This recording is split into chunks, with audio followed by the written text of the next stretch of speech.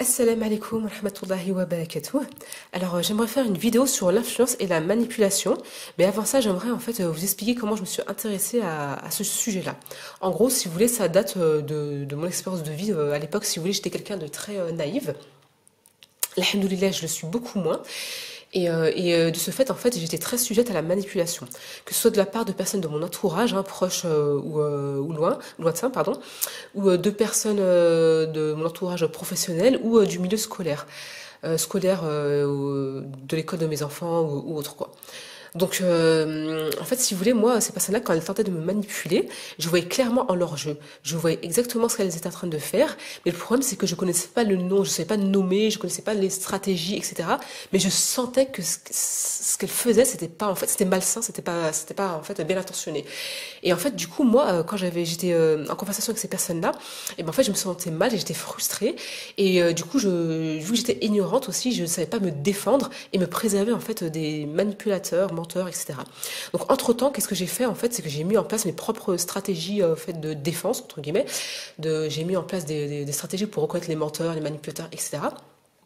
Et voilà, mais bon, c'était pas suffisant. Donc du coup, en fait, ce qui s'est passé un jour, avant de m'intéresser à ce genre de livre-là, je regardais sur internet une vidéo d'un gars en fait sur Canal+, où il conseillait en fait des livres en fait enfin ce livre-là, si vous voulez, je sais pas, c'est un livre sur, je sais pas si c'est la manipulation, mais c'est surtout, enfin, ouais, sur un livre de rhétorique, voilà, c'est un livre de rhétorique. Donc du coup, en fait, ce livre-là, en fait, il l'a conseillé parce que ce gars-là, il décryptait en fait les stratégies, comment on appelle ça, les stratégies de manipulation que certains hommes et femmes politiques mettaient en place. Voilà. Donc du coup, quand j'ai entendu ça, et ben en fait, le fait de savoir en fait que ces personnes-là manipulatrices, et ben en fait, elles se basaient sur certains bouquins et en fait ces stratégies-là, en fait, elles avaient des noms et on pouvait en fait les décrypter, les connaître et tout. C'est voilà, comme là par exemple, c'est mis en stratagème numéro 4, 5, etc. Et ben moi, ça m'a rassurée et ça m'a donné envie de m'informer, d'en savoir plus en fait. Voilà. Donc du coup, j'ai acheté ce livre-là. J'ai commencé à le lire, mais j'ai pas tout lu. Mais juste le peu que j'ai lu au début, vraiment, ça m'a vraiment apaisé. Vraiment, c'est apaisant. Pourquoi? Parce que du coup, en fait, quand quelqu'un est en face de vous et vous manipule ou essaye d'être et de mauvaise foi, par exemple, pendant une conversation avec une personne. Par exemple, moi, quand je discute avec des personnes, je suis quelqu'un, j'aime énormément discuter avec les gens, confronter mes idées, voilà, etc. Pas toujours être dans mon sens, mais dans tous les sens. Mais le but, moi, c'est pas d'avoir raison, c'est vraiment d'avoir en fait comment dire, une discussion constructive et en fait forger mes idées, mon esprit critique, etc. Donc que j'ai tort ou pas tort, j'en ai rien à faire. Le but, au final, c'est vraiment d'avoir en fait comment dire, d'affiner mes convictions et autres. Et je peux changer d'avis, bien sûr, y a pas de souci. Quand je suis convaincue, bien sûr. Et donc, en fait, ce que je voulais dire, donc du coup, en fait, ce livre-là, en fait, là où il m'a rassurée, il m'a apaisée, c'est que du coup, quand vous êtes face à des personnes, en fait, qui, quand vous discutez avec elles, n'ont pas cette intention-là, la même intention que vous, leur intention, elles, c'est plutôt, leur but, c'est plutôt d'avoir raison. Et ben, en fait, vous arrivez à cerner ces personnes-là, vous savez, en fait, qu'est-ce qu'elles sont en train de mettre en place comme stratégie, et du coup, vous êtes plus frustré. Et franchement, mine de rien, c'est énorme. Le fait de plus être frustré, de savoir en fait à qui on a affaire, à quoi on a affaire, bah, du coup, nous, on est beaucoup plus apaisés. Et du coup, en fait, ces personnes-là, on laisse parler, en fait. Ça nous intéresse même plus de parler avec ces personnes-là, on laisse parler. Et voilà, on clôt la conversation, ou même si on la clôt pas, mais en fait, intérieurement, on est en paix, voilà. Donc, du coup, en fait, voilà, je vous conseille, en fait, cette lecture-là, à ce niveau-là.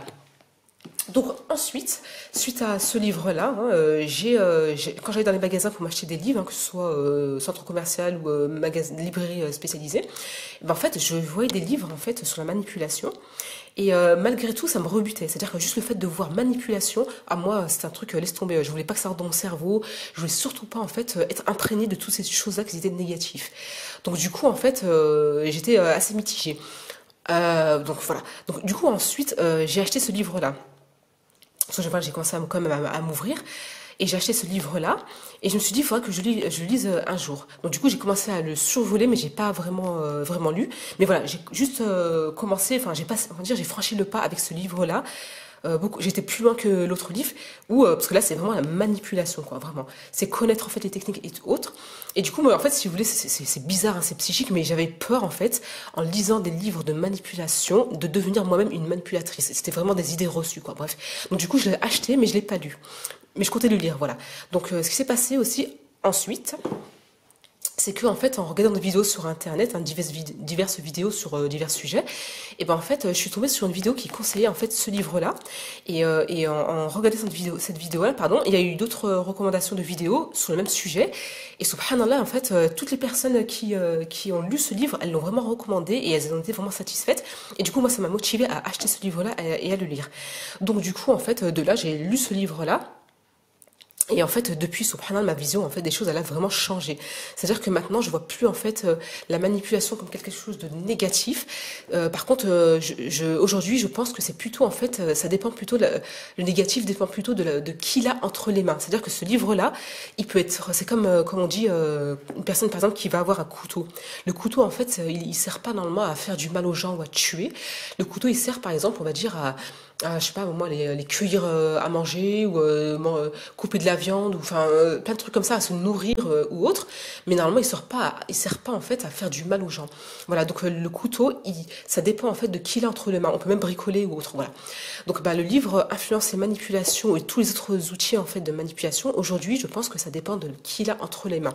Et attention, l'intention elle ne suffit pas. Il suffit pas d'être bien intentionné pour utiliser des stratégies de manipulation, parce qu'on peut très bien être bien intentionné et en fait faire du mal avec la manipulation aux gens. Parce qu'en fait, la manipulation, en fait, on peut l'utiliser, mais moi je pense que c'est à la condition que ça fasse pas de mal à la personne. Même si nous on est bien intentionné, la personne ne doit pas le recevoir et le vivre mal et ça ne doit pas lui faire du mal. Voilà. Donc l'intention ne suffit pas. Donc en gros, la manipulation, c'est quoi? La manipulation, si vous voulez, c'est quand une personne, elle va imiter un comportement humain ou un signal qui va déclencher un automatisme chez en fait les êtres humains ou chez les animaux. Voilà. Donc en fait, je vais vous expliquer en gros c'est quoi en fait un déclencheur, d'accord? Un déclencheur, un comportement et un automatisme. Alors, je vais vous donner un exemple qu'il a donné dans ce livre-là, d'accord? Dans la nature, chez les animaux et chez les poissons. Donc imaginez. D'accord, que là, ce poisson-là, je vais le faire plus par là. Ce poisson-là, c'est un manipulateur. D'accord, je vais le faire comme ça, avec des dents de sorcier, de méchant. Voilà. Ce poisson, c'est un manipulateur. Et ce poisson-là, en fait, il a observé, en fait, dans l'océan, que quand ce petit poisson-là, quand le petit poisson, ah zut. Ah, c'est pas possible. Voilà. Comme ça. Donc quand ce petit poisson-là, il faisait des ondulations en fait dans l'eau, et ben en fait, il y avait un autre poisson hyper grand qui se mettait en fait en position allongée. Tac. Qui se mettait en position allongée. On va lui faire un sourire parce qu'il ne se méfie pas. Qui se mettait en position allongée. En fait, si vous voulez, eux deux, en fait, ils ont mis ça en place. Et du coup, ce poisson-là, ce grand poisson-là, quand il voit le petit poisson faire des ondulations dans l'eau, et ben pour lui, ça, il le prend comme un signal pour qu'il s'allonge dans l'eau, en fait, pour qu'il se mette en position allongée. Et du coup, il se met en position allongée et il ouvre sa bouche, ce poisson-là, d'accord? Il ouvre sa bouche et dans sa bouche, ce poisson-là, il a des bactéries et des microbes, etc. Donc, une fois que ce poisson-là, il s'est allongé, après avoir reçu le signal du petit poisson, et ben le petit poisson, il va être dans sa bouche à lui. Il va venir dans sa bouche à lui et il va manger tous les microbes. Je vais changer de feutre parce que là, c'est fou. Donc du coup, voilà. Est-ce que celui-là, il marche? Oui, il marche bien. Je vais prendre un rouge plutôt. Rouge.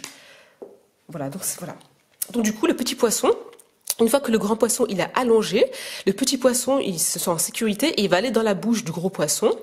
Voilà, il va dans la bouche du gros poisson et il va manger toutes les bactéries. Donc du coup, si vous voulez, c'est une coopération qu'ils ont mis en place tous les deux. Le grand poisson il est content parce que lui, le petit, il lui débarrasse des petits microbes et le petit poisson il est content parce qu'il se nourrit dans la bouche du gros poisson. Mais le problème c'est que le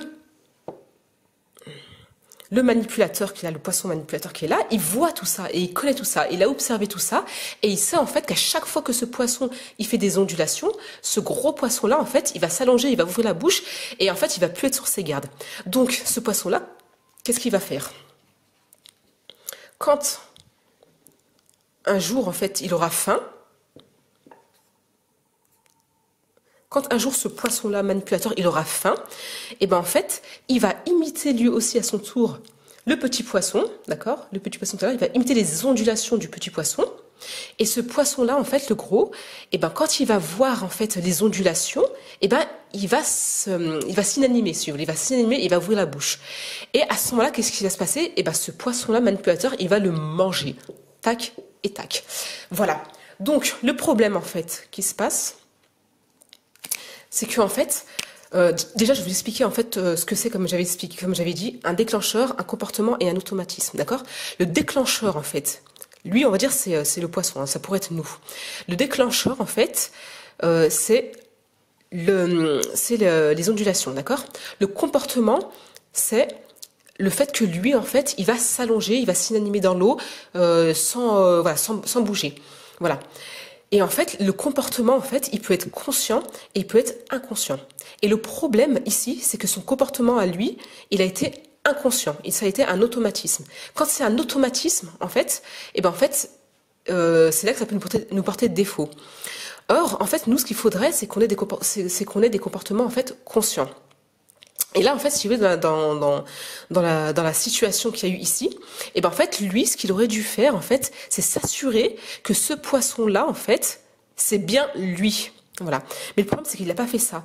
Il a réagi, en fait, au déclencheur, peu importe d'où il venait, de qui il venait, il a juste réagi au déclencheur, c'est les ondulations des vagues, pour s'immobiliser dans l'eau et attendre en fait qu'on lui nettoie sa bouche. Et ça en fait c'est un problème parce que du coup regardez le poisson manipulateur il l'a mangé et lui ce poisson là il le savait en fait, il connaît en fait la psychologie des poissons on va dire et du coup en fait il s'en est servi pour servir ses intérêts à lui pour pouvoir manger. Or, si ce poisson-là, en fait, le gros poisson, il avait été conscient, c'est-à-dire qu'il aurait bien observé, il aurait été vigilant, bien observé, en fait, que les ondulations, elles venaient pas de ce poisson, mais du manipulateur, et ben lui, il se serait pas laissé, en fait, manger, il aurait pu sauver sa vie, et il serait pas tombé dans le piège du manipulateur. Voilà. Et donc, en fait, si vous voulez, dans la vie des êtres humains, c'est exactement la même chose qui se passe pour nous, les êtres humains. D'accord? La différence, c'est que nous, les êtres humains, on a une capacité de réflexion qui est beaucoup plus grande que celle des animaux, mais je veux dire, on réagit pareil, quoi. Donc, je vous donne un exemple pour l'être humain. L'être humain, on va dire que là, c'est un être humain. Je fais vraiment un dessin à la va-vite, quoi. Voilà. Donc, l'être humain qui est ici, et ben en fait, lui aussi, dans sa vie, il a plusieurs, en fait, déclencheurs qui vont en fait générer un certain comportement et voilà, des comportements qui sont en fait, comme je vous ai dit, conscients et d'autres comportements qui sont inconscients. Et là en fait, ici, vous avez le manipulateur qui connaît en fait, qui connaît bien la psychologie humaine, et qui a étudié en fait tous les mécanismes, enfin les automatismes, etc. et les déclencheurs qui vont en fait générer certains comportements qui vont aller dans son intérêt à lui. Et donc, imaginez là que par exemple là, voilà, c'est une femme, par exemple une femme. Cette femme-là, elle veut se marier. Elle veut se marier, mais elle veut un gars qui est honnête. Voilà, son critère principal, c'est un gars qui est honnête. Et si ce gars-là, il est pas honnête, et ben en fait, elle se marie pas, c'est même pas la peine. Même s'il peut avoir tout l'or du monde, s'il est pas honnête, c'est pas sincère, elle se marie pas. Donc elle, cette femme-là, bien sûr, elle va faire attention et tout. Elle va, comment dire, dans sa vie, en fait, dans ses recherches, dans ses expériences de vie, dans les conseils qu'on lui a donnés dans son entourage, et ben en fait, elle a enregistré en fait plusieurs, qu'on appelle ça, plusieurs critères qu'elle va faire attention, qu'elle va faire en sorte de faire attention. Non, c'est pas comme ça qu'il faut le dire. Qu'elle va en fait s'assurer, voilà, qu'elle va s'assurer de voir dans son futur prétendant, pour s'assurer en fait qu'il est bien en fait quelqu'un d'honnête. Donc elle a tous ces critères-là. Donc lui, ce gars-là en fait, disons, lui, il veut se marier avec elle. Mais lui, ce gars-là, c'est pas quelqu'un d'honnête. Donc qu'est-ce qu'il va faire ce gars? Lui, il va imiter, c'est un manipulateur, il va imiter les critères en fait, les divers critères des personnes honnêtes. Et du coup, il va se les approprier, il va les imiter. Ils sont là à l'extérieur. il les a pas, il est pas honnête. S'il aurait été honnête, il les aurait pas imités, il les aurait à l'intérieur de lui, d'accord? Voilà. Mais comme c'est pas quelqu'un d'honnête, eh ben, il a pas ces critères-là, il n'est pas honnête, voilà. Donc ce gars-là, ce manipulateur-là, pour pouvoir avoir cette femme-là, il va imiter les critères en fait que elle connaît en fait de personnes honnêtes. Donc elle, cette femme-là, quand ce gars-là, il va venir la demander en mariage. Cette femme-là, si elle est en mode automatique, elle va tomber dans son piège à ce gars-là. Elle va juste regarder les critères, en fait, d'apparence. D'accord? Les critères d'apparence qu'il a imités, qu'il s'est appropriés, mais qu'il n'a pas, en fait, du tout. Et elle va tomber dans le piège là. Si elle fait ça en automatique, elle va être sous le coup de l'émotion et elle va être enthousiasmée. Et du coup, quand on est sous le coup de l'émotion, il faut savoir qu'on n'est plus dans l'intellect, on n'est plus dans le raisonnement. Enfin, on est dans l'intellect, mais l'intelligence émotionnelle, mais on n'est plus dans la raison. Et du coup, en fait, on réagit. On réagit et du coup, là, en fait, on prend pas des bonnes décisions, on fait pas des bons choix. D'accord? Donc elle, si elle fait ça, si elle est en mode automatique, et ben en fait, elle va croire que c'est quelqu'un d'honnête, elle va se marier avec lui, et quand elle va se marier avec lui, et ben en fait, il y aura plus tout ça. Elle va se rendre, parce qu'en fait, c'était des illusions, c'était du mensonge. Elle va s'apercevoir en fait, elle va se retrouver devant quelqu'un, il a pas d'honnêteté, il y a rien. Elle va se retrouver face à lui, face à ce qu'il est vraiment.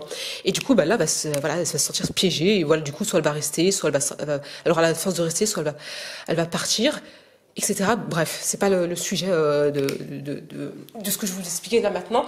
Comment elle réagira ensuite. Donc là, en fait, voilà. Du coup, elle sera tombée dans son piège. Par contre, si elle se fie pas que en fait à l'aspect en fait comment dire, à ce qui va ressembler à ça en fait, qu'à l'aspect externe, qu'aux illusions, si elle fait les choses en pleine conscience, qu'est-ce qu'elle va faire? Elle va s'assurer en fait que ce gars-là c'est bien quelqu'un d'honnête et qu'il a vraiment tous ces critères. Et comment elle peut le faire? Eh ben tout simplement en le profilant, en se renseignant sur lui, etc., etc. Donc il y a plein d'autres manières de le faire. Donc et à ce moment-là, en fait, quand elle va se renseigner, elle va voir qu'en fait c'est pas quelqu'un d'honnête et elle va se préserver, se prémunir. Et voilà.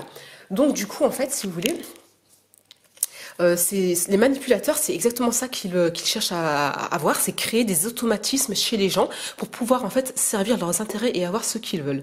Et du coup, nous, pour s'en prémunir, il faudrait faire en fait comme elle dans le deuxième cas, c'est-à-dire en fait prendre son temps, prendre du recul, maîtriser ses émotions, se renseigner, etc. pour pas tomber justement dans les automatismes et prendre des décisions en pleine conscience. Voilà, c'est ça le secret pour se préserver de la manipulation et des automatismes. Donc voilà. Donc moi maintenant je vais vous parler en fait, je vais vous partager quelques principes d'influence et de manipulation que j'ai pris dans ce livre-là, d'accord, qui vous seront vraiment utiles dans votre vie. Donc vraiment écoutez bien cette vidéo et soyez attentifs, écoutez-la même plusieurs fois si vous voulez, parce que vraiment c'est des principes qui sont bons à connaître vraiment de base. En fait, si vous voulez, dans ce livre-là, ce gars-là, il a en fait rassemblé les plus grands principes d'influence et de manipulation que vous rencontrerez, si vous voulez, dans votre de vie, que vous avez de grandes chances de rencontrer dans votre vie, si vous voulez. Voilà. Donc le premier principe dont je vais vous parler, c'est le principe de comparaison-contraste. Voilà. Donc, en fait, comparaison et contraste.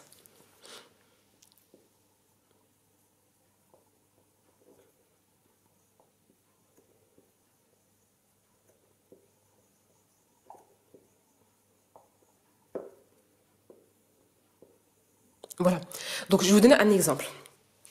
Un exemple que lui-même donne dans le livre. Alors, imaginez, en fait, vous avez trois en fait, bassines d'eau, d'accord? Une.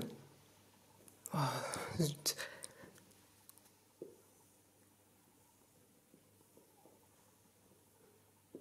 Deux. Et trois. Il y a la caméra qui me gêne, donc j'ai du mal à dessiner, je suis désolée. Donc, du coup, dans les trois bassines d'eau, dans les trois bassines, il y a de l'eau, d'accord? Il y a de l'eau, tac, tac, et tac. Donc du coup, là, ici, il y a de l'eau bouillante, enfin de l'eau chaude plutôt, de l'eau chaude. Ici, il y a de l'eau tiède. Et ici, il y a de l'eau fraîche. Voilà, fraîche. Donc, si vous mettez vos mains, en fait, si vous mettez vos mains, la main droite dans l'eau chaude et la main droite dans l'eau froide, pendant quelques secondes, après vous retirez vos deux mains en même temps et vous les trempez toutes les deux dans l'eau tiède, et bien en fait, la main droite, par comparaison, contraste par comparaison, elle va estimer que l'eau qui est là-dedans, elle est fraîche. d'accord? Parce qu'elle est passée du chaud au tiède. Et du coup, elle va exagérer ses ressentis. Et là, en fait, la main gauche, là c'est la main droite, là c'est la main gauche, d'accord pour moi? Et ben la main gauche, et ben vu qu'elle avait la main dans l'eau fraîche, quand elle va mettre la main dans l'eau tiède, et ben elle va estimer que l'eau qui est ici, elle est chaude, alors que l'eau elle est pas chaude, elle est tiède. Et ben pareil, en fait, elle va exagérer en fait. Ça c'est un principe de comparaison. Et ça, si vous voulez, ce principe-là, vous le retrouvez aussi dans plusieurs domaines de votre vie. Par exemple, dans le mariage ou dans la vie de couple, ou voilà. Imaginez en fait homme ou femme. Là, moi, je vais parler pour un homme, mais c'est pareil pour les femmes. Imaginez un homme, il a une femme et sa femme, elle est très belle, d'accord? Et il est satisfait de sa femme. Et puis un jour, lui, il habite à la campagne. Et puis un jour, il déménage en centre-ville. Et là, en centre-ville, il voit plein de femmes en fait retouchées dans les arrêts de bus, trucs publicitaires, machin et tout en fait, et des femmes en dehors aussi qui sont extra maquillées, qu'on appelle ça qui ont fait la chirurgie esthétique, etc. Et du coup, en fait, tous les jours, il va être confronté à ça. Et puis un jour, quand il va rentrer à la maison, et ben en fait, il va regarder sa femme, malgré qu'elle soit très belle, et ben il va la trouver moins belle, parce qu'en fait, il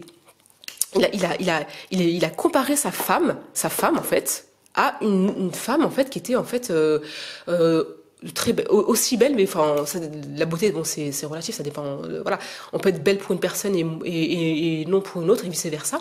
Mais ce que je veux dire c'est que pour cet homme là en fait, à ce moment-là, à cause de ça en fait, il va estimer en fait que sa femme elle est moins belle, alors que sa femme il l'a toujours trouvée belle, même très belle, même la plus belle du monde on va dire, voilà. Mais là en fait, à cause du fait qu'il la compare à d'autres femmes dans des magazines qu'il a vues, des femmes qu'il a croisées dans le centre-ville et etc. Et ben en fait, du coup sa femme qui elle est beaucoup plus naturelle et vraiment elle a une beauté naturelle, et ben en fait il va estimer que les autres femmes qui sont fausses, enfin qui sont fausses, qui n'ont pas une beauté naturelle, même si il y a des femmes qui ont... Pour moi, j'estime que toutes les femmes sont belles, hein, naturellement. Bref, je vais pas rentrer dans tous ces sujets-là. Moi, ce que je veux dire, c'est qu'en gros, lui, il va estimer que sa femme, du coup, elle est moins belle. Et ça, c'est pas bon parce qu'en fait, lui, il a estimé ça, il a exagéré même parce il estimé que sa femme était moins belle parce qu'il l'a comparée à une autre.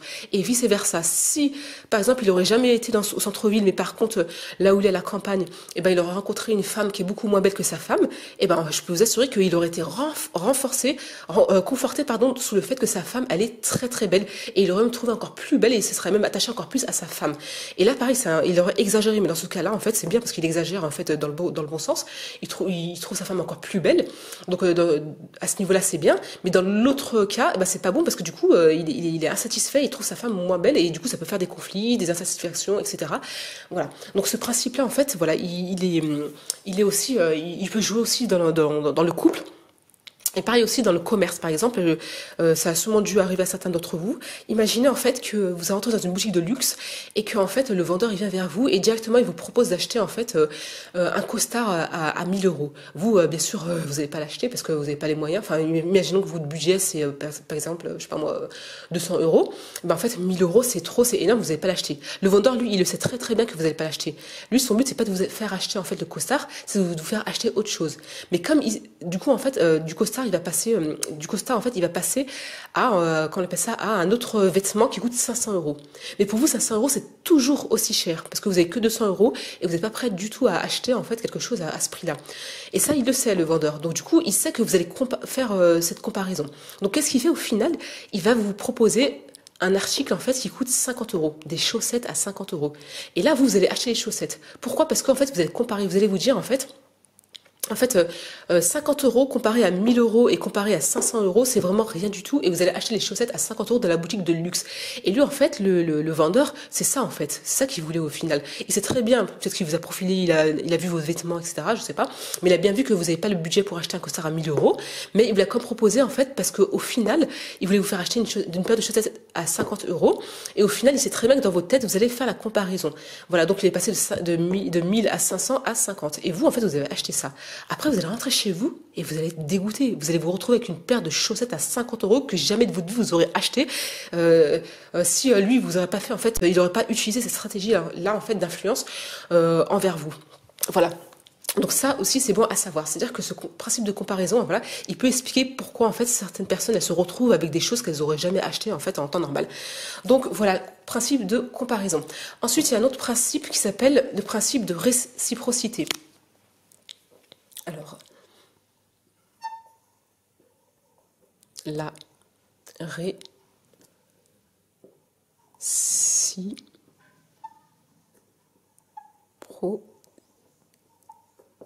cité. C'est pas mon écriture ça, hein, d'accord? J'écris comme comme avec mes enfants d'IEF, c'est juste pour que vous me compreniez mieux. Donc du coup, la réciprocité en fait, c'est le fait en fait de se sentir redevable en fait, de se sentir redevable. En fait, quand quelqu'un vous rend un service, d'accord, quand quelqu'un vous rend un service, et ben en fait vous sentez redevable en fait de lui rendre à votre tour un autre service. Et si vous voulez, cette personne-là, elle crée une dette. Voilà. Elle crée une dette. Voilà. Donc du coup, vous, si vous voulez, imaginons, vous êtes, je donne par exemple, c'est un exemple qui donne dans le livre, d'accord? Imaginons, vous êtes dehors avec votre voiture et vous tombez en panne. Et là, il y a un inconnu qui vient et qui vous dépanne. Et du coup, en fait, vous, eh ben, en fait, vous vous sentez redevable envers cet inconnu parce qu'il vous a rendu un grand service. Et en fait, là, dans ce livre, il donne l'exemple d'une fille, en fait, d'une fille, c'est un fait réel, hein, une fille qui était dans cette situation-là. Il y a un gars, en fait, il l'a dépannée et elle, en fait, elle s'est sentie redevable. Et le problème, c'est qu'en fait, elle était sous le coup de l'émotion et au lieu, en fait, de juste le remercier, et ben, en fait, elle s'est sentie redevable et elle lui a, en fait, comment on appelle ça, elle était en automatique, hein, je pense. Et du coup, elle lui a en fait dit, si vous avez besoin un jour de quoi que ce soit, en gros, moi je serai là pour vous. Et je crois qu'elle lui a refilé son numéro de téléphone et son adresse. Bah du coup, qu'est-ce qui s'est passé? Le gars s'est pas fait, comment on appelle ça, il s'est pas fait prier, tu vois. Donc du coup, plus tard, quelques temps plus tard, il est venu frapper la porte de cette femme-là. Et il lui a demandé à elle de lui prêter en fait son véhicule, Elle était dégoûtée, la femme, elle était dégoûtée parce qu'elle ne le connaît pas du tout. Mais du coup, comme elle s'est sentie en fait redevable et endettée envers lui, et ben elle a accepté de lui prêter son véhicule. Et quand il lui a prêté son véhicule, ben, le gars lui a vraiment, il a amoché son véhicule, il a tout cabossé parce qu'en plus il avait pas de permis, je crois, ou je sais plus quoi. Bref, en tout cas voilà, le principe de réciprocité, c'est ça. C'est quand quelqu'un en fait fait quelque chose ou vous donne quelque chose. Souvent vous trouvez ça en fait dans la rue. Il y a des associations qui font ça. Elles vous offrent une fleur et vous en fait vous vous sentez redevable et vous allez faire un don en échange. Voilà. Donc quand ça concerne les associations, bah c'est pas très grave parce que si du coup ça vous dérange pas de faire un bien et que c'est pas des arnaqueurs, bah voilà, vous avez fait un bien. Ils ont utilisé en fait l'influence et la manipulation, mais bah, à bon escient pour aider en fait peut-être des nécessités, etc. quoi. Donc je pense qu'il y a certains niveaux de gravité de tolérance, on va dire. Voilà. Donc voilà. Par contre là, c'est vrai que là, c'était vraiment pas approprié de lui proposer en fait de lui rendre service à son tour. Voilà. Donc ensuite, en fait, la réciprocité, si vous voulez, ce qu'il va y avoir, en fait, ce qui peut se passer, c'est que il y a des principes en fait qui vont se cumuler, d'accord? Là, je vous en ai que quelques-uns, mais le mieux, c'est vraiment de lire ce livre-là pour connaître tous les principes et après, vous allez reconnaître des principes qui se cumulent. Comme là, par exemple, il y a le principe de concession. Alors, attends, je me mets là pour écrire. Concession.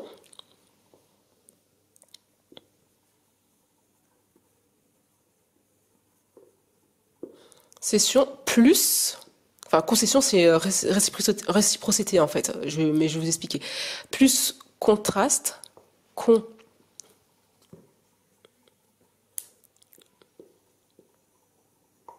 contraste.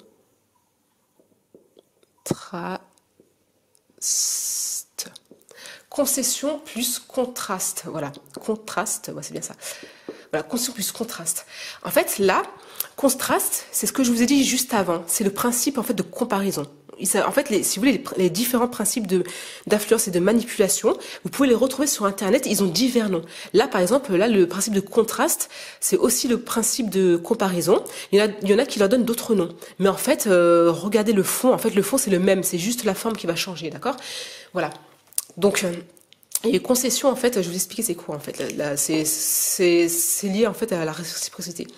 Donc, imaginez, en fait, que là, en fait, il y a un gars qui frappe à votre porte, d'accord, et qui veut vous vendre un calendrier pour une association ou même pour lui, en fait. Bref, il veut vous vendre un calendrier qui coûte 20 euros. Vous trouvez que 20 euros, c'est trop cher pour un calendrier et vous refusez de l'acheter. Donc, après, le gars, il fait une concession, il vous dit, oh, là, ok, bon, bah, d'accord. Mais dans ce cas-là, est-ce que vous pouvez, en fait, m'acheter, en fait, cette barre chocolatée à 5 euros? Bah, vous, en fait, vu qu'il a fait une concession, bah vous vous sentez redevable, c'est comme une dette, hein, vous vous sentez redevable de faire à votre tour une concession. Donc du coup, vous allez faire une concession en achetant la barre de chocolat. Et en plus, en fait, en même temps que vous faites la concession, en même temps, vous allez faire le contraste. C'est-à-dire que dans votre tête, vous allez vous dire, vous allez comparer en fait le prix de la barre chocolatée à 5 euros au prix du calendrier qui coûte 20 euros. Vous allez vous dire, ah bah, comparé au calendrier qui coûte 20 euros, 5 euros, entre guillemets, c'est rien. Mais en fait, en temps normal, du coup, ça a coupé, j'ai continué alors que ça filmait pas. Mais bon, c'est pas grave. Du coup, ce que je disais, c'est que en fait, le gars, en fait, quand il vous vend en fait la barre de chocolat, il sait très bien que dans votre tête, vous allez vous faire la comparaison, que vous allez vous dire qu'une barre de chocolat à 5 euros, à comparer d'un calendrier à 20 euros, et ben c'est rien. Et en fait, non, c'est pas rien parce que vous, en fait, dans votre vie, en temps normal, je crois pas que vous aurez acheté une barre de chocolat à 5 euros. Donc voilà, faites attention à ce principe-là aussi. Donc là maintenant je vais enchaîner avec le principe d'engagement et de cohérence. Là ce principe-là vraiment j'aimerais que vous soyez très très attentifs parce que c'est un principe sur lequel en fait il faut vraiment être vigilant et il faut vraiment l'intégrer, enfin vraiment il faut vraiment que vous appreniez ce principe-là.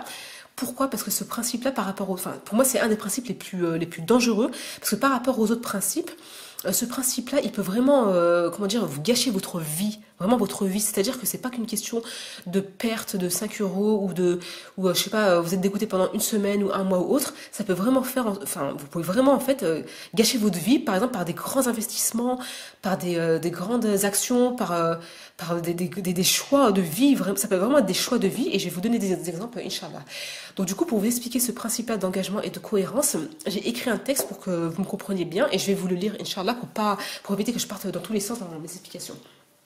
Donc, le principe d'engagement et de cohérence, d'accord, c'est le désir d'être et de paraître cohérent dans nos comportements et avec nos choix. Après avoir fait un choix, on va s'auto-persuader qu'on a fait le bon choix et on va se faire une liste de raisons qui vont nous conforter dans ce choix et on s'appuiera ensuite sur cette liste de raisons pour tenir bon en cas de doute ou autre. Voilà. Donc ça en fait, c'est ça en fait, le principe d'engagement et de cohérence, il joue sur ça en fait. C'est-à-dire que nous l'être humain, si vous voulez, on a en fait ce fort besoin de paraître cohérent avec nos actes et nos choix, en fait, de paraître cohérent aux yeux des gens ou envers nous-mêmes, quoi. Parce qu'en fait, si on fait pas ça, en fait, ça peut faire des conflits internes, en fait, en nous, et ça peut nous perturber, ça peut même faire des maladies ou autres, voilà. Donc à ce niveau-là, je vais pas aller plus loin, mais je vous laisserai faire des recherches. Mais en tout cas, je vais vous expliquer, en fait, comment ça fonctionne, et pour que vous le compreniez bien, et surtout pour que vous fassiez attention, et que dans votre vie, surtout dans vos choix de vie, les choix les plus importants, que vous tombez pas là-dedans. Parce que c'est dans ces choix-là, en fait, dans les grands choix que vous allez faire, que du coup, vous pouvez vraiment tomber en déprime, tomber malade, et vraiment, subhanallah, ça peut bousiller vos vies, subhanallah, et qu'Allah vous en préserve, nous en préserve. Donc, du coup, alors je vais vous donner plusieurs exemples, d'accord? Par exemple, imaginons que vous êtes dans un magasin de voitures, et que vous voulez acheter une voiture, voilà. Et le vendeur, en fait, il vous montre une voiture, mais cette voiture, elle vous intéresse pas plus que ça. Et ben en fait, lui, le vendeur, qu'est-ce qu'il va faire, en fait, pour vous pousser à acheter cette voiture, et ben en fait, s'il utilise le principe d'engagement et de cohérence, et ben il va en fait vous pousser en fait, dans un premier temps, à faire un engagement. Et l'engagement, c'est avec le choix que vous allez faire. En choisissant d'acheter la voiture, et ben en fait, c'est une sorte d'engagement que vous allez faire. Première chose. Et pour vous pousser en fait à faire cet engagement, à faire ce choix, il va vous faire une promesse. Cette promesse, ça peut être quoi? Ça peut être une promotion, dans le cas de la vente, d'accord? C'est une promotion sur une voiture qui vous plaisait pas forcément à la base. Donc du coup, il va vous dire, voilà, sur cette voiture-là, je vous fais une promotion de, je sais pas moi, 5%. Et vous, en fait, vous allez faire le choix, vous allez acheter la voiture parce que vous trouvez que c'est une bonne offre, voilà. Donc du coup, vous allez faire le choix d'acheter cette voiture-là. Première chose, donc vous êtes engagé à acheter la voiture, vous avez fait un choix. Ensuite, pour être cohérent avec le choix que vous avez fait, et ben en fait, le gars, par exemple, il va vous faire essayer la voiture, et quand vous allez essayer la voiture, vous, dans votre tête, c'est en vous-même, c'est pas le gars, c'est vous-même dans votre tête. Ben lui, il peut y participer aussi, hein, mais vous-même, c'est surtout ça le piège, c'est que vous allez vous donner toute une liste de raisons qui va vous conforter sur le fait que vous avez fait le bon choix, que vous avez bien fait de vous engager à acheter cette voiture. Donc vous allez conduire la voiture, vous allez vous dire qu'elle est confortable, que cette marque-là elle est fiable, qu'elle consomme pas beaucoup d'essence, etc. En fait, qu'elle tient bien la route, etc. Vous allez vous donner plein de raisons pour vous convaincre que vous avez fait le bon choix. Voilà. Donc ça, c'est la deuxième phase. Troisièmement, ce que vous allez faire, c'est qu'après, en fait, au final, bah, vous êtes satisfait. Donc, vous allez vous engager, vous avez fait un choix qui est basé sur une promesse, sur une promotion.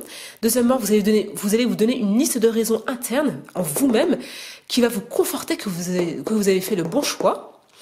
Et ensuite, une fois que vous avez plein de raisons, d'accord, et ben vous êtes satisfait en fait.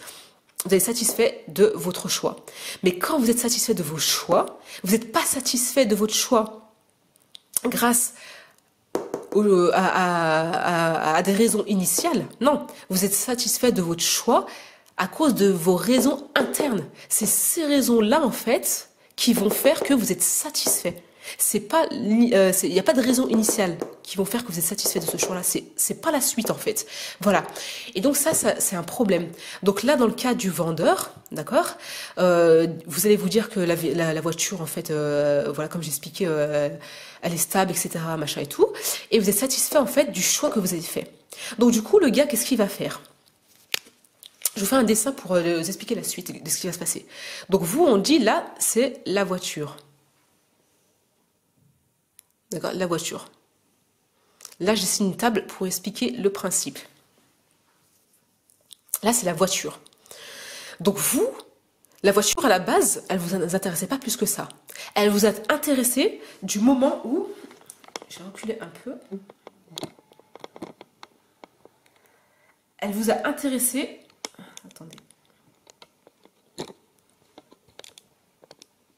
Voilà. Donc vous, la voiture, elle vous a intéressé du moment où le gars, il vous a fait une promotion. Donc la promotion, imaginez que c'est ça.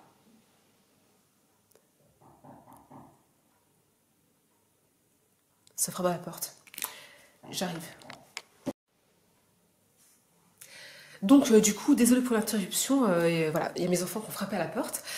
Qu'est-ce que je disais? Donc voilà, en fait, si vous voulez, vous, quand vous avez acheté en fait la voiture, vous vous êtes basé en fait ce qui a fait que vous avez choisi, que vous êtes engagé à acheter la voiture, d'accord? C'est pas en fait la voiture en elle-même, c'est la promesse du vendeur, la promesse du vendeur de vous faire une promotion. Voilà. Donc du coup, en fait, ce qui va se passer, c'est que après vous, quand vous allez en fait essayer la voiture, vous allez vous donner d'autres raisons d'acheter cette voiture. D'acheter cette voiture et de vous conforter en fait dans le fait que vous avez fait le bon choix. Donc ça, c'est la promesse du vendeur, d'accord? C'est sur ça que tient au départ l'achat de la voiture. Ensuite, vous, voilà, on va faire d'autres pieds. Vous, en fait, vous allez... Les pieds, en fait, que je suis en train de faire, là, ça va vraiment rapidos.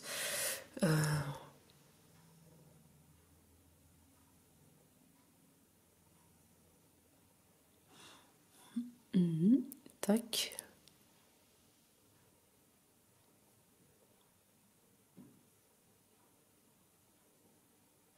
Voilà. Donc, en fait, bon, c'est un peu tordu, mais c'est pas grave. El Mohim, vous comprenez. Et du coup, en fait, vous, par la suite, vous allez vous donner plein de raisons d'acheter cette voiture. Et vos raisons à vous, on va dire que c'est les pieds là.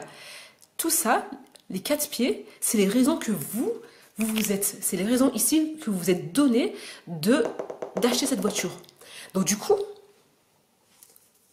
ce qui va se passer, c'est que le vendeur, en fait, une fois qu'il va, là pour l'instant, si vous l'achetez comme ça la voiture, si tout se passe bien, vous êtes content, vous êtes satisfait.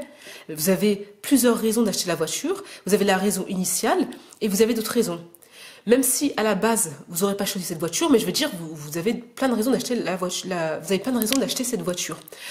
En fait, qu'est-ce qui va se passer par la suite? Et c'est ça le problème en fait, c'est que le vendeur, il va venir vers vous une fois qu'il voit que vous êtes engagé et il connaît le principe de cohérence, donc il sait que vous allez faire en fait l'étape 2 et l'étape 3, d'accord? Vous donnez des raisons et que vous êtes satisfait de votre choix pour vouloir être cohérent, et bien en fait, il va vous dire, je vais aller voir mon patron, mon supérieur, pour lui demander de confirmer la promotion et je reviens vers vous. Et là, quand il va faire ça, en fait, il va revenir vers vous et il va vous dire quoi? Il va vous dire, ben, en fin de compte, mon patron, il ne valide pas la promotion. Donc, qu'est-ce qui va se passer? C'est que vous allez vous retrouver avec un pied en moins. Un pied en moins. Voilà, la raison initiale, c'est ça. La raison initiale, voilà, vous l'avez plus. Donc vous n'avez plus le pied en moins. Donc normalement, en fait, s'il n'y a pas la promesse, la table, elle tombe. C'est-à-dire que la table, elle tombe, c'est l'équivalent de dire que la voiture, vous ne l'achetez pas parce qu'il n'y a plus la promesse.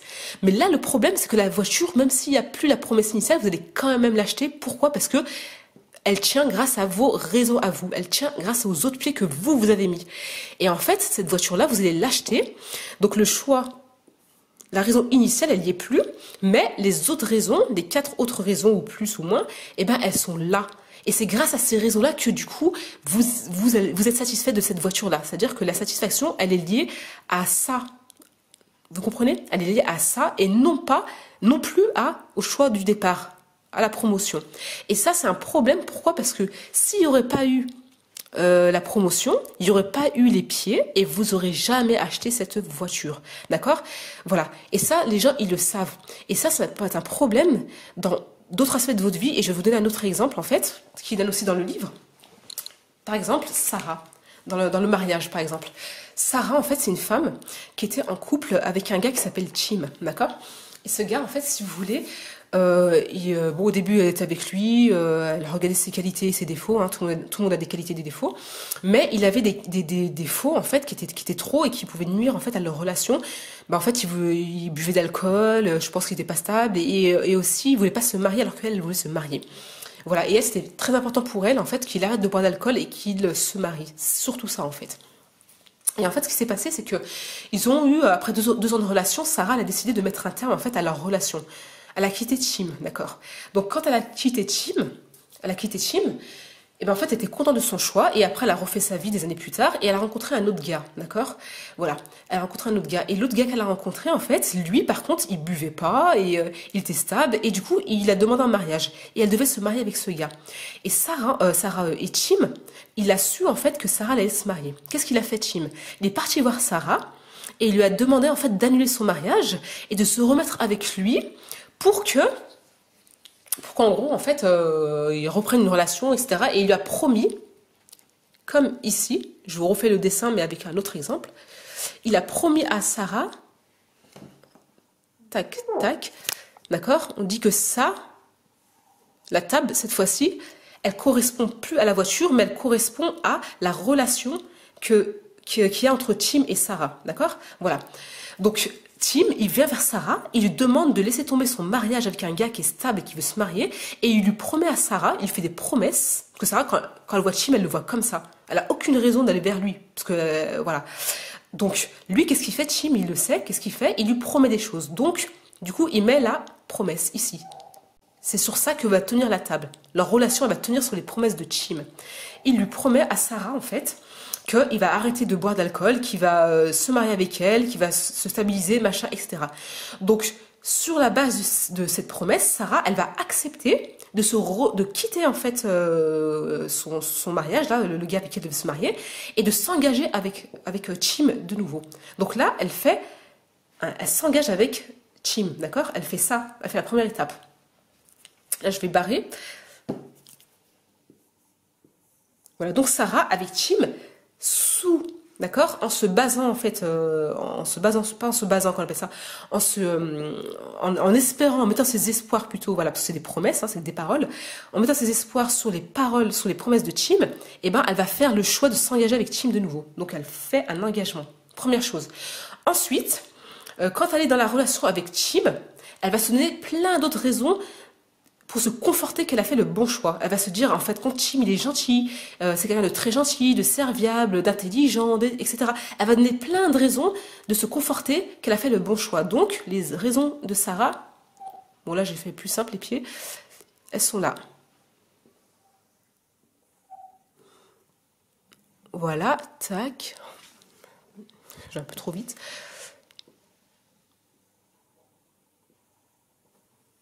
Tac. Voilà. Donc du coup, en fait, Sarah, elle se donnait plein de raisons qui vont conforter le fait qu'elle a fait le bon choix. Pour se dire, en gros, j'ai bien fait, en fait, au final, j'ai bien fait de me mettre avec comment ça s'appelle, avec Tim, parce que, en fait, voilà, déjà, il a ses promesses, là, elle s'accroche aux promesses de Tim qui sont là au milieu, elle s'accroche à ses promesses, mais en plus des promesses, elle se dit, voilà, il est intelligent, voilà, il est gentil, il est serviable, il est ci, il est ça. Voilà.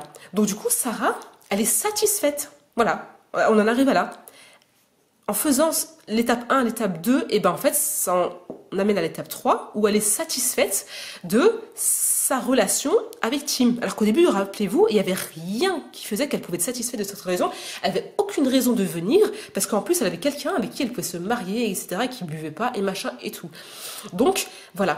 Alors que là, maintenant, sous, en fait, comment dire, du fait, enfin, juste, comment dire, sur le simple fait que lui, en fait, il lui a fait des promesses, et ben Sarah se retrouve dans une relation où elle est satisfaite. Mais, et voilà. Donc du coup, qu'est-ce qui va se passer? C'est que lui, Tim, ce qu'il a fait par la suite, parce que c'est aussi une histoire vraie, et ben en fait, tac, tout ce qu'il avait promis, il l'a pas fait. Il a recommencé à boire de l'alcool, d'accord, et il lui a dit à Sarah qu'en gros, il voyait pas pourquoi en fait il devrait se marier avec elle, et il voyait pas pourquoi il devrait arrêter de boire de l'alcool. Donc du coup, Sarah se retrouve dans une relation qui tient, sa relation elle est stable, hein, et elle tient, mais elle tient grâce à qui? Grâce à quoi? Elle tient grâce à Sarah, grâce aux 4 raisons que Sarah, elle s'est mis intérieurement. Parce que à la base, Sarah, tu vois, si jamais Sarah, en fait, elle n'avait pas eu cette promesse-là, jamais elle serait venue vers lui. Jamais elle serait allée vers Tim si il lui avait pas promis tout ça. Donc c'est ça, en fait, le problème. C'est que Sarah, elle est satisfaite d'une relation qui n'est pas faite pour elle et qui peut lui nuire toute sa vie. Mais le problème, c'est qu'elle arrive à rester et elle arrive à être satisfaite de la relation parce que justement, quand elle est pas bien, quand elle déprime, eh ben, elle repense aux raisons qu'elle a de rester dans cette relation avec Tim. Donc cette satisfaction, elle est illusoire. Elle n'est pas basée sur le choix initial. D'accord? Sur le choix initial, elle est basée sur les raisons que Sarah s'est données. Et Sarah, en fait, si vous voulez, les raisons qu'elle s'est données, en fait, eh ben en fait, comment dire, elle s'y accroche aussi parce que du coup, elle veut être cohérente avec son choix. Voilà, elle veut être cohérente avec le choix qu'elle a fait. Elle a choisi de garder Tim, et ces raisons-là, en fait, ils l'aident en fait intérieurement à la convaincre et à être cohérente avec son choix. Voilà, ça l'aide à être cohérente, avec son choix. Donc du coup, ça, c'est pas bien parce que du coup, c'est personnel. Il y a plein de gens qui sont sûrement dans ce cas-là, qui se retrouvent avec des personnes avec qui elles ont rien à faire, mais parce qu'elles se sont engagées, parce qu'elles veulent être cohérentes avec leur choix, et ben en fait, elles vont rester dans la relation. Elles se sont fait une liste de raisons de rester, et elles sont pas heureuses, elles sont pas heureuses, mais elles se satisfont. Voilà, elles se satisfont en fait de la relation parce que en se basant sur voilà ces raisons-là. Donc faites attention à ce principe-là, et ce principe-là aussi en fait, il agit aussi dans les sectes. Par exemple, dans les sectes, si vous voulez, il y a beaucoup de gens qui vont pas sortir de la secte, même si en fait dans la secte en fait ils voient après que les promesses tenues au début par le gourou sont pas là, et ben les gens ils restent quand même. Pourquoi? Parce qu'en fait voilà, ils se sont donné des raisons de rester dans cette secte là, et il y a aussi plein d'autres raisons en fait, et du coup je voulais vous lire à ce sujet un passage du livre sur le principe d'engagement et de cohérence, d'accord? Donc je vais vous lire 2 passages. Alors, les vendeurs ont compris qu'un engagement personnel était capable de bâtir ses propres fondations, constituées de tout un système de nouvelles justifications à l'engagement. Ces justifications sont autant de supports à la décision, si bien que lorsque le vendeur retire l'un des supports, celui sur lequel tout reposait au début, l'édifice ne s'écroule pas. La perte peut être supportée d'un cœur léger par le client qui se console et même se réjouit en pensant à toutes les bonnes raisons qu'il a de prendre cette décision. Que ces raisons supplémentaires n'auraient jamais existé si le choix n'avait pas d'abord été fait. Cela ne vient jamais à l'esprit de l'acheteur. La qualité la plus remarquable de la tactique est qu'elle conduit ses victimes à se satisfaire d'un mauvais choix. Subhanallah. Faites très attention à ça. Donc là, je vais vous lire un autre passage en fait qui parle de Sarah, d'accord? Je sais de science certaine que Sarah est victime de la tactique de l'appât. Comme j'avais regardé, en fait c'est le gars qui a en fait l'histoire de Sarah que je vous ai expliqué, que je vous ai raconté, c'est une amie de ce gars là qui a écrit le livre, et du coup il parle d'elle en fait. Bref. Je sais de science certaine que Sarah est victime de la tactique de l'appât, mais j'avais regardé des acheteurs se faire prendre au truc du cadeau repris par la suite. Je les regardais se laisser prendre au truc avec Tim. Pour sa part, Tim reste l'homme qu'il a toujours été. Mais comme les nouvelles qualités que lui avait découvertes ou inventées Sarah étaient pour elle tout à fait réelles, elle semble maintenant satisfaite d'une situation qui lui semblait inacceptable avant l'engagement radical qu'elle avait pris. La décision de choisir Tim, qui peut être d'un point de vue objectif une décision malheureuse, repose maintenant sur ses propres bases et semble avoir fait le bonheur de Sarah. Subhanallah. Voilà. Donc ce principe-là, faites-y vraiment attention. Et il y a autre chose aussi sur lequel je voulais vous lire aussi un autre passage, c'est à propos des sectes. C'est qu'en fait, en gros, dans les sectes aussi, dans les sectes, que ce soit les sectes ou même Sarah ou même dans les vendeurs, en fait, il y a une question qu'on pourrait se poser, c'est pourquoi en fait les personnes elles reviennent pas sur leur choix tout simplement. Elles pourraient revenir sur leur choix et voilà et du coup se dire j'achète pas la voiture parce qu'en fin de compte il a pas tenu ses promesses et Sarah se dire en fait je le quitte parce qu'en fin de compte il a pas tenu ses promesses. Mais en fait il y a plein de raisons psychologiques qui font qu'en fait on reste. Il y a une des raisons que j'ai vu aussi, enfin qui est pas dans le livre, mais que j'ai vu en fait moi une fois sur internet. Il me semble que ça s'appelle les 6 besoins en fait humains de Tony Robbins. Vous regardez des vidéos. Et puis en fait là en fait lui là-dedans dans ce qu'il explique, certaines des raisons, c'est qu'en fait déjà les personnes elles ont pas en fait la force d'affronter les conséquences. C'est-à-dire que dans le cas de Sarah par exemple. Sarah, elle a pas la force d'affronter le regard des gens qui vont dire ah mais t'as lâché un gars bien pour Chim, tu t'es trompé ou machin, etc. Elle a pas la force en fait de supporter les regrets qu'elle va avoir, l'autoflagellation qu'elle va se faire. Par exemple, elle a pas la force aussi de supporter la pression des gens et sa réputation aussi en fait. Donc il y a plein de raisons qui vont faire que du coup elle va préférer rester en fait dans son choix et se satisfaire de ce choix-là plutôt que d'affronter. Et ça c'est pareil pour les gens en fait, pour la voiture, le gars le fait de savoir qu'il s'est fait berner, ben non c'est pour lui il préfère rester dans sa satisfaction.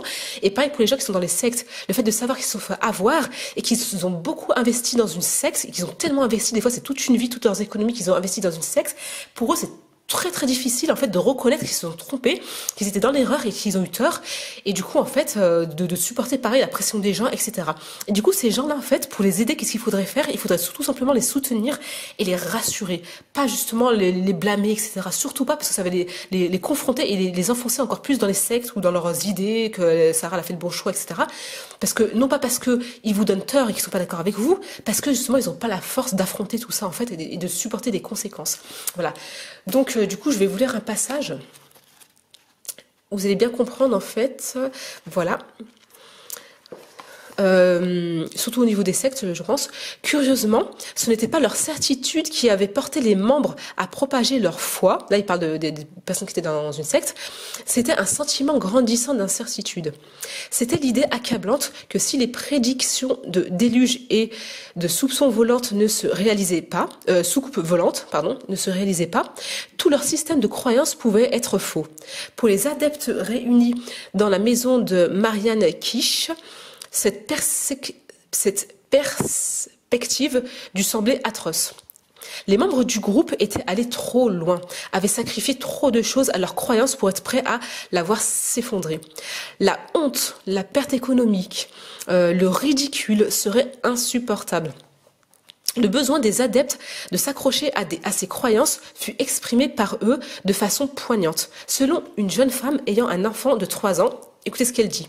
Il faut bien que je croie que le déluge va se produire le 21 parce que je n'ai plus d'argent. J'ai laissé tomber mon travail, j'ai laissé tomber ma formation en informatique. 3 petits points, je dois croire.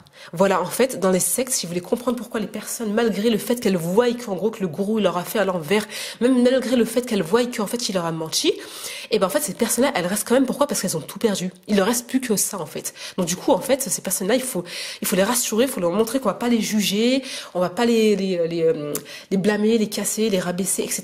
Et voilà, il faut les soutenir et etc. Donc je vous incite vraiment à lire ce livre-là en fait pour les personnes qui ont qui connaissent dans leur entourage des gens qui sont en fait dans ces divers cas-là, parce que vraiment on croit que c'est facile, mais du coup c'est vraiment pas facile. Voilà. Donc ensuite je voulais vous parler d'un autre principe qui s'appelle le principe de preuve sociale.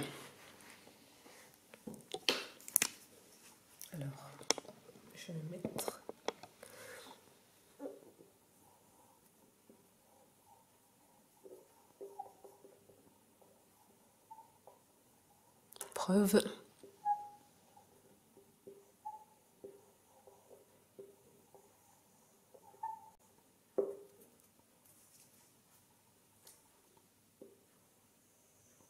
Voilà. Donc le principe de preuve sociale, si vous voulez, c'est le fait, je mets comme ça, c'est le fait de croire en fait qu'un comportement est approprié du moment où d'autres l'adoptent. C'est-à-dire que quand quelqu'un, c'est comme les moutons en fait, hein, j'exagère vraiment, mais c'est à peu près la même chose. Mais c'est comme, sauf que nous, comme j'expliquais tout à l'heure, nous les êtres humains, on a une capacité de réflexion qui est beaucoup plus grande que les moutons ou les animaux. Donc on devrait en fait pas tomber aussi facilement dans certains pièges. Donc en fait c'est comme les moutons, quand ils voient un mouton ou un troupeau courir vers une falaise et tomber, bah ils suivent. Ils se posent pas de questions, ils suivent. Parce que les autres le font, bah ils pensent que c'est bien ce qu'ils font et du coup ils le font. Donc voilà, en gros, si vous voulez, c'est la vérité, c'est les autres. C'est-à-dire que quand vous vous trouvez dans une situation où vous ne savez pas comment faire, pas comment agir, et ben en fait, vous allez regarder les autres, comment ils vont agir, et vous allez faire comme eux. Voilà, c'est ça le principe de preuve sociale. Voilà. Donc, je vais vous donner un exemple pour en fait illustrer ce principe-là. C'est un exemple qui donne aussi dans le livre, et pareil, basé sur des faits réels. En fait, une fois, il y a une femme, en fait, elle s'est fait courser dans la rue par son ex ou son mari actuel, je sais pas, ou voilà. Et dans la rue, en fait, il était en train de la tabasser. Il a tabassé, il était en train de vraiment de la violenter. Et en fait, dans le quartier, il y avait des gens qui étaient témoins en fait de ça et ils regardaient par leur fenêtre. Il y avait 38 personnes, 38 témoins. Et en fait, le gars, en fait, au fur et à mesure que les gens regardaient par la fenêtre, et ben le gars, en fait, pendant qu'il a tabassé la femme, et ben il s'est sauvé. Il y a eu des moments où il s'est sauvé.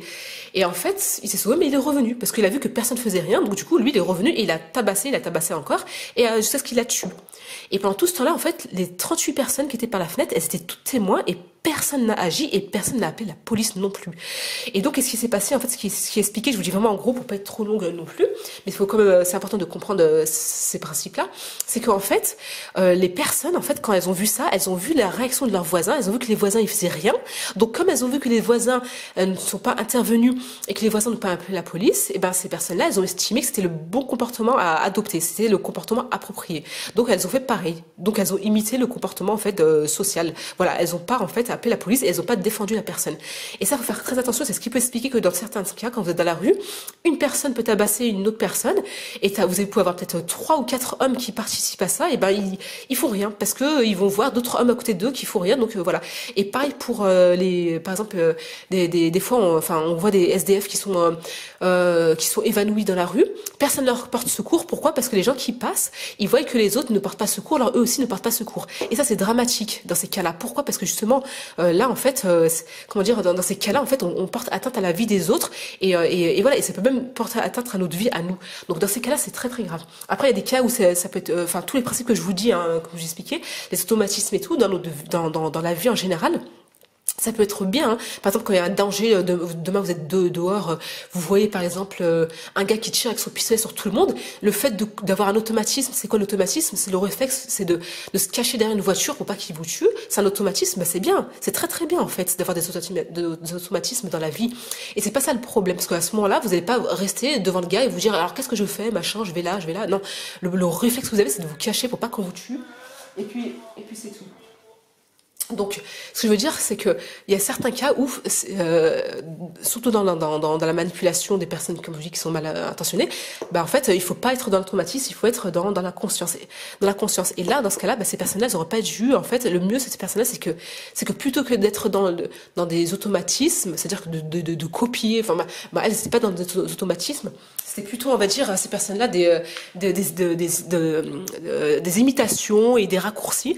Ben en fait, elles auraient dû être plus en fait dans la conscience de regarder la personne en fait qui se fait agresser, se poser des questions, voilà, voir ce qui se passe, c'est grave. Ne pas regarder les gens autour d'eux, mais regarder la personne qui se fait agresser, et c'est grave. Et même si au pire des cas, elle a peur d'intervenir, ce que je peux comprendre, il y a des gens qui ont peur d'intervenir, on n'a pas tous eu la même enfance, etc. Et ben en fait, le minimum, appeler les secours ou bien pousser d'autres personnes qu'on pense qui pourraient être plus courageuses que nous, plus fortes, les pousser à elles à intervenir. Voilà. Donc en fait. Il y a ça. Et il y a aussi en fait d'autres cas en fait où la preuve sociale elle peut agir. Imaginons par exemple, vous avez vos voisins qui se disputent. Et ben en fait, pareil, en fait, il y a une autre raison qui fait qu'on n'agit pas, c'est l'ambiguïté. C'est-à-dire que même pour les gens que je vous ai parlé, les 38 personnes, c'est-à-dire que il y a des personnes, enfin pas forcément ce cas-là, peut-être que oui, peut-être que non, mais il y a des cas en tout cas où les personnes, elles agissent pas, non pas parce que en fait elles ont copié ou parce que en fait elles avaient pas de courage, mais parce que en fait c'est ambigu, la situation elle est ambiguë, elles sont pas sûres d'elles, elles sont pas sûres si elles doivent intervenir ou pas. Je vais vous donner un exemple. Imaginons vos voisins ils se disputent. Et ben en fait vous entendez la femme hurler et vous pensez en fait vous savez pas si le gars est en train de la battre ou si c'est juste une dispute. Donc là en fait c'est ambigu, vous n'êtes pas sûr de vous. Si vous aurez été sûr de vous que la femme elle se fait battre, par exemple vous croisez régulièrement avec des bleus, et ben là vous serez intervenu, vous allez intervenir et vous l'aurez jamais laissé. Alors que si vous intervenez et que la femme c'est pas une femme qui se fait battre, mais en fait c'est juste une dispute, les gens, ben voilà, c'est vrai que c'est gênant que vos voisins ils vous disent mais mêlez-vous de vos affaires, de quoi je me mêle, vous disputez pas dans votre vie, alors que si on se dispute, tout le monde se dispute des fois avec nos enfants, nos familles, etc. Donc tout le monde se dispute. Donc faire la distinction entre les deux, c'est pas facile et du coup là ça peut être une des raisons où certaines personnes en fait n'ont pas agi parce que en fait la situation était ambiguë, elles savaient pas si vraiment il y avait besoin d'aide ou non. Voilà. Donc pareil aussi pour des fois dans la rue en fait le SDF, pas tous et pas forcément des SDF, je veux pas en fait cataloguer, mais des personnes tout simplement. Des fois en fait il y a des personnes, elles sont tout simplement, enfin, je m'excuse auprès des sans domicile fixe en fait de les avoir catalogués parce que franchement c'est pas mon but et j'ai pas envie de rentrer dans des comment dire dans des pareil c'est des automatismes, hein, des mécanismes, enfin comment on appelle ça, des automatismes aussi. C'est voilà en fait SDF est égal à personne alcoolique ou dans la rue ou qui personne à problème, etc. Donc je veux pas faire ça.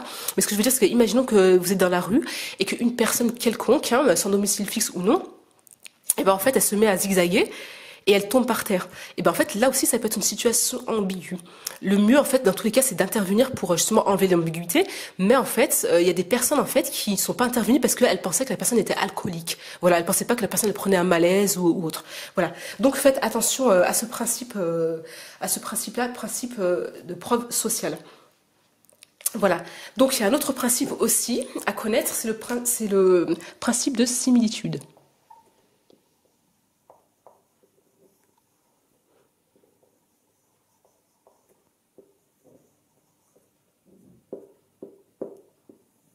Similitude. Alors le principe de similitude, c'est quoi? C'est quand, en fait, je vous dis vraiment en gros, c'est quand une personne, en fait, si vous voulez, elle vous ressemble soit en fait par vos origines, soit elle vient de la même ville que vous ou autre, et du coup en fait vous allez faire la même chose qu'elle, voilà, parce que en fait, juste parce qu'elle vous ressemble. Un exemple qui est arrivé une fois, il y a une personne en fait dans une ville, une personne qui était très connue, une célébrité, elle s'est suicidée. Et les personnes de sa ville en fait, qui lui ressemblaient, c'est particulièrement les hommes, parce que c'était un homme qui lui ressemblait et qui était la même couleur de peau que lui, un blanc par exemple, et qui étaient de la même ville et de la même origine, et ben se sont suicidés. Et ça, il y a des études qui ont été faites hein, là-dessus. Donc voilà. Donc il y a des personnes en fait. Parce que en fait, elles vont faire en fait, comment dire, la même chose que vous, parce que par principe de similitude, par principe de comment dire, de familiarité, je sais pas si je peux le dire comme ça aussi, mais voilà, elles vont faire la même chose qu'une personne en fait qui leur ressemble. Comme par exemple, vous savez, des fois, il y a une période où il y a plusieurs avions qui se sont en fait crashés. Là, il y a eu une étude aussi qui a été faite. Il y a une fois un avion qui s'est crashé. Et ben en fait, dans la période qui a suivi, et ben plusieurs pilotes en fait ils se sont crashés. C'est-à-dire qu'il y avait aucune raison, ni le temps, ni autre raison qui justifiait le crash, et ils se sont crashés. Et dans la même période. Et du coup en fait, on pense que c'est le principe de similitude. C'est-à-dire que lui c'est un pilote et comme un autre pilote, et ben fait un accident, et les plusieurs autres pilotes ont fait des accidents d'avion. Voilà. Et ça marche aussi pour les accidents de voiture. Par exemple, il y a des personnes quand elles font un accident de voiture. Imaginons une famille, elle fait un accident de voiture et c'est une famille. Faites attention, ne prenez pas la route pendant la période en fait où il y a eu un accident de voiture, parce qu'il y a des gens en fait pendant la même période, des familles, hein, des gens en famille, et ben ils se donnent la mort en fait inconsciemment. Bon après il y a tout un jeu psychologique, il faut connaître la psychologie, je pense. Moi aussi du coup je me penche dessus, je m'intéresse beaucoup à ça. Cette année c'est une chose à laquelle je m'intéresse beaucoup, la nature humaine. Moi en fait, j'apprends à me connaître moi, la nature humaine, l'être humain en général. Mais voilà, je vous incite vous aussi à vous pencher en fait sur ces questions-là, Inch'Allah. Donc voilà, en gros, le principe de similitude, c'est ça. Après, vous avez le principe de sympathie. Bon, je vais pas le noter là. Bref, sympathie. Le principe de sympathie, c'est quoi? C'est le fait, en fait, par exemple, les avocats. Les avocats, en fait, quand ils ont un meurtrier qui a commis un acte impardonnable, et ben en fait, pour que en fait il ait une peine minimum, ils vont le rendre sympathique. Et pour le rendre sympathique, ils vont pareil, ils vont utiliser plein de principes en fait qui vont se cumuler aussi. Ils peuvent par exemple, ils vont l'humaniser, ils vont voilà, ils utiliser plein de principes de la sorte. Je vous laisserai Inch'Allah regarder dans le livre pour ces autres principes. Pour les exemples, Inch'Allah. Donc ensuite, vous avez le principe d'association. L'association, c'est quoi? C'est en fait, par exemple, vous allez associer quelqu'un à un acte. Par exemple, les personnes qui font la météo à la télévision, eh ben elles ont été victimes de personnes en fait. Quand il fait bon, eh ben les gens sont contents, et quand il fait pas bon, les gens, eh ben en fait, ils s'en prennent à eux, ils reçoivent des menaces de mort et tout. Pourquoi? Parce que les gens ils les rendent responsables du mauvais temps, alors que eux ils font seulement que annoncer la pluie et le beau temps, c'est tout. Mais ils sont pas responsables. C'est Rabbi, c'est Allah qui est responsable du temps qu'il fait et qui fera. Mais ces gens-là, malheureusement, en fait, eh ben, ils vont assimiler, ils vont faire une association entre le gars qui fait la météo et le temps qu'il va faire aujourd'hui. Donc ça aussi, c'est un autre principe qu'il faut connaître et faire attention que vous, dans la vie, pareil, on vous associe pas à telle ou telle chose et qu'on s'en prenne pas à vous aussi. Voilà. Donc il y a un autre principe aussi, c'est le principe de l'autorité. Le principe de l'autorité aussi, pareil, c'est un principe qui est important et qui est bon à savoir. Autorité.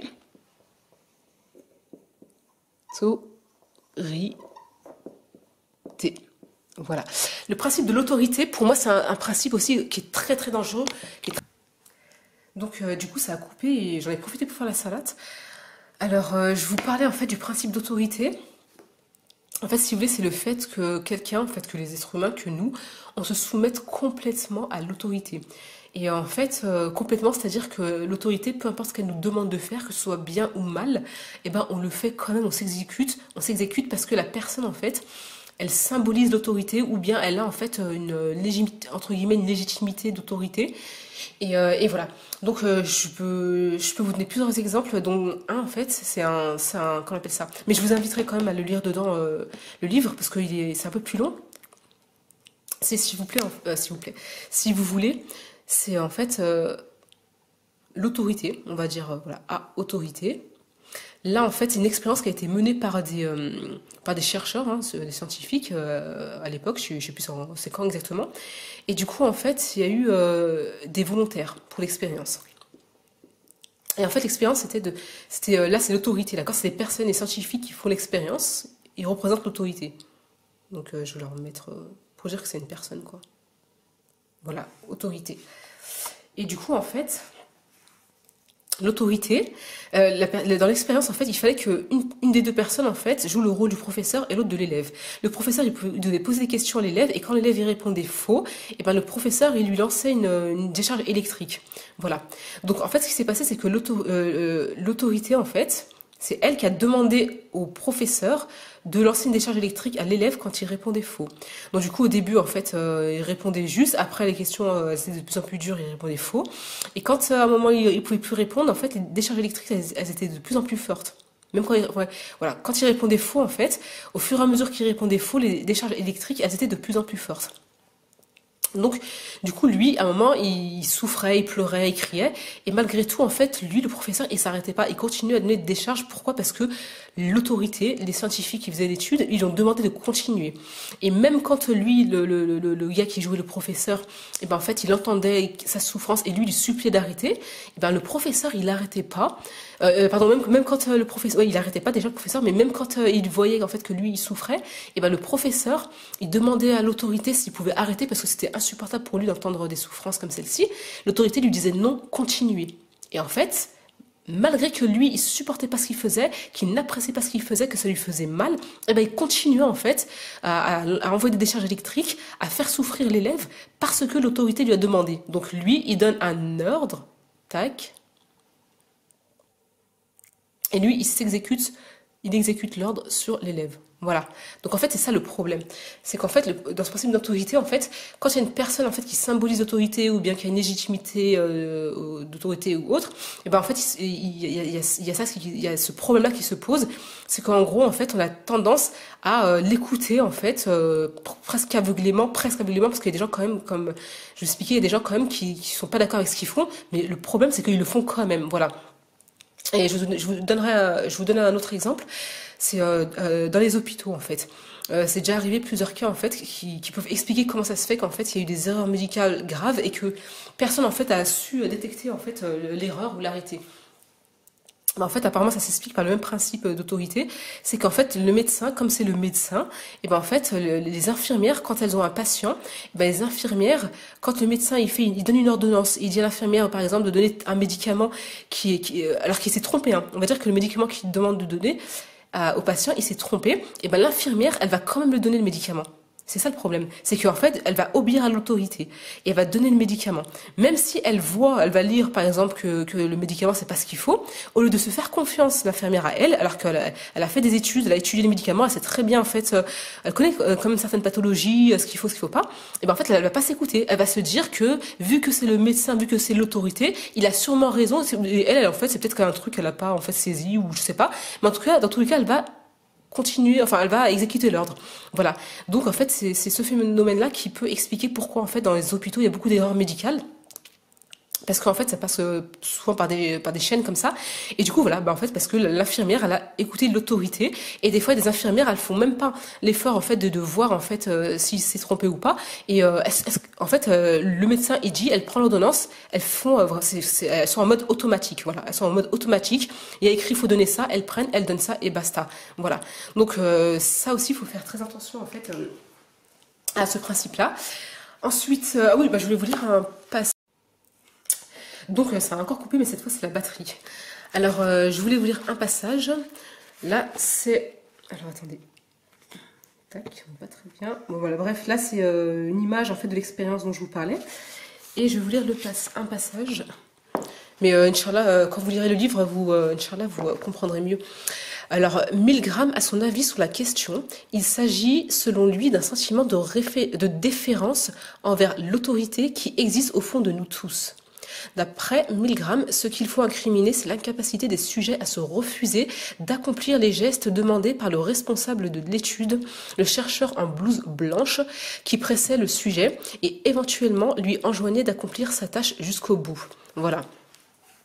Donc, voilà, eux ils expliquent ça comme ça en gros, et voilà en fait le fait que que le gars en fait voilà il soit l'autorité en fait il représente l'autorité avec sa blouse blanche pardon, et en fait ça a fait que le gars en fait voilà bah, il est tombé dans un automatisme qui a fait qu'il était dans l'obéissance alors que c'était qu'une étude hein, ils étaient censés faire semblant.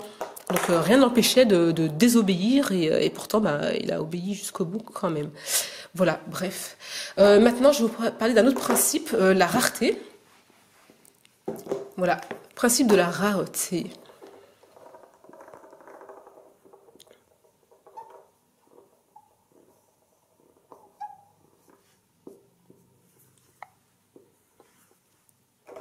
Alors le principe en fait de la rareté, c'est en fait quand je vous dis vraiment en gros, hein, c'est quand par exemple une personne, elle vous dit par exemple dans la vente, ouais il reste plus que 2 jours avant d'acheter tel produit, ou bien il n'en reste plus que un ou deux, par exemple une voiture, il en reste plus qu'une, c'est le dernier modèle, après c'est trop tard. Voilà, en fait le fait en fait de vous dire tout ça, et ben ça provoque en vous en fait ce principe de rareté. Pareil, par exemple en amour, hein, on peut utiliser ce principe de rareté.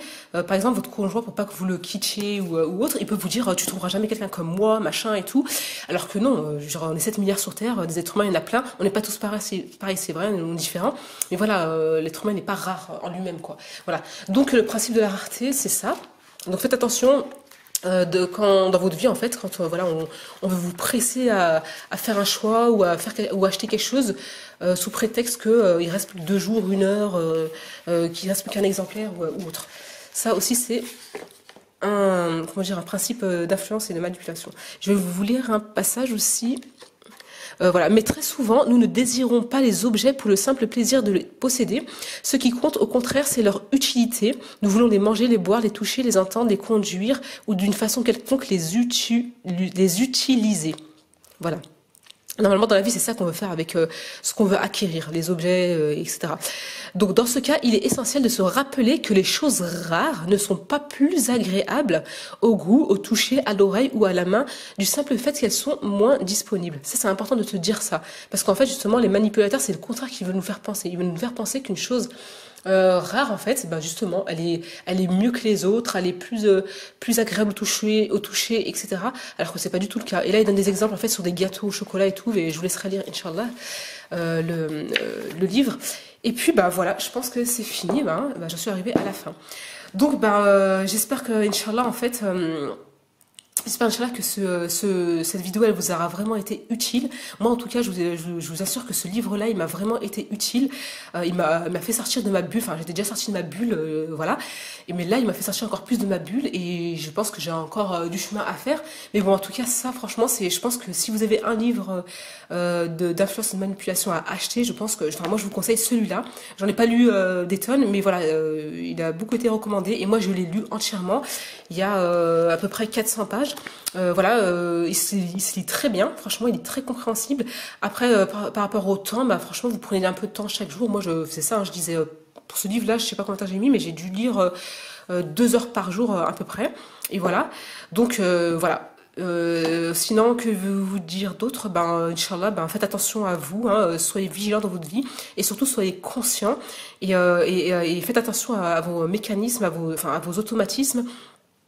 Et voilà quoi. Donc comme je vous l'ai dit au début de la vidéo, pour justement ne pas en fait tomber pour ne pas tomber dans le, comment on appelle ça, dans les automatismes, et ben en fait la solution, subhanallah, c'est juste en fait de prendre son temps, de contrôler ses émotions, et d'être et de faire les choses en pleine conscience, d'être dans la conscience. La clé c'est ça. Donc pour être dans la conscience, en fait il faut vous entraîner dans la vie de tous les jours, dans tout ce que vous faites tous les jours. Par exemple, quand vous marchez, quand vous mangez, etc. Essayez de faire les choses en pleine conscience. Bon, après, des fois, on n'a pas le temps et tout, d'accord. Ça c'est des cas exceptionnels et tout. Mais je veux dire, en général, essayez de faire et de vivre les choses en pleine conscience. Comme ça, le jour où vous êtes confronté à des manipulateurs ou des gens qui veulent vous acheter des trucs alors que vous n'en avez pas besoin, en fait, à ce moment-là aussi, vous ferez les choix en pleine conscience. Voilà. Et ce sera beaucoup plus naturel et ça vous demandera moins d'efforts. Donc, je vous dis assalamu alaikum wa rahmatullahi wa barakatuh.